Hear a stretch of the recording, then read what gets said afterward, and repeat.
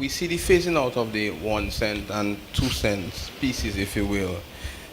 And Governor, you called for there to be more digitized transactions, and of course, you all are looking at that. Is there a strategic action plan towards more digitized transactions to encourage people to engage in more digitized transactions? And of course, with more digitized transactions comes the whole question of cybersecurity.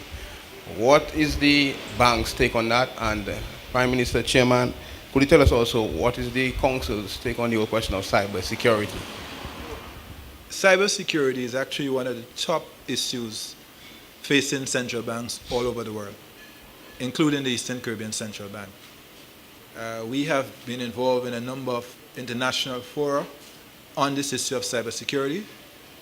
Only a couple of weeks ago, we had a meeting of all security chiefs of central banks in the CARICOM area, and we hosted them at ECCB, and that was one of the main issues that we discussed.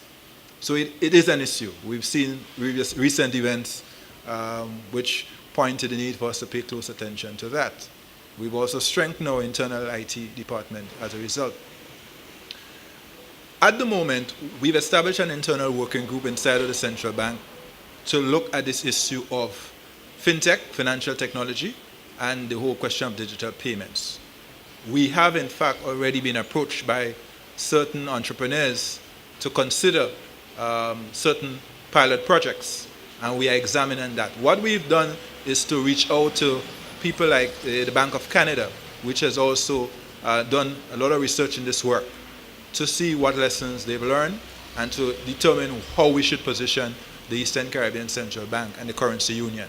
So right now we're doing our homework, basically, and we will in due course sort of set out what our plans are. But the bottom line is that people want their monies faster, and they want to pay less fees. So we recognize that there is some value there. But of course, we have to take the requisite safeguards in respect of cybersecurity. And all of those things are being considered before we come to the public with actually to the Council first, and then with a Council approval to the public on our strategy for digital payments and so on. I have a follow-up. I'm aware that when one orders an item, say on Amazon, the system is already in place so that payments are facilitated.